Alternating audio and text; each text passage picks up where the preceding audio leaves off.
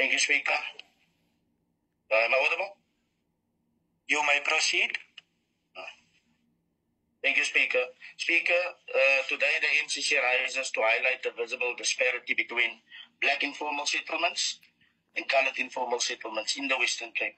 For example, Grabouw. Speaker, when you enter from Cape Town side on the N2, there's a huge informal settlement that sits on your left.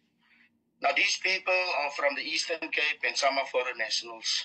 The area is a land that belonged to government and it was taken without permission. But this area is serviced with water, electricity, waste and sanitation.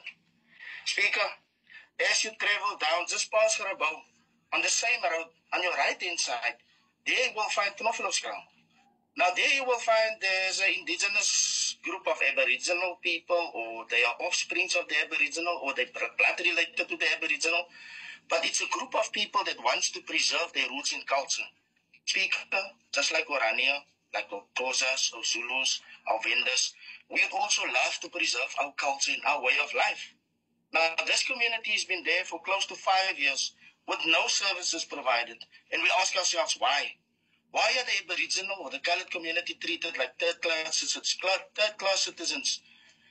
Yet other illegal land-grabbing informal settlements are serviced and developed. Speaker, now we were told that this year the Western Cape provincial government will spend 6 billion rand on informal settlements. Yet nothing for Knoflooskraal. As it that I know a colored community is. Speaker, I want the colored community to take note. You must pay your monthly rent or you will be evicted. You must pay high tariffs on basic services or you will be cut down. You must pay your rates for the sheriff will repossess your furniture. Speaker, the signs are crystal clear. There are 3 sets of rules and we will remain the oppressed. Al wat ek sê is coloureds skrik wakker. Ama sê. Thank you. I recognize that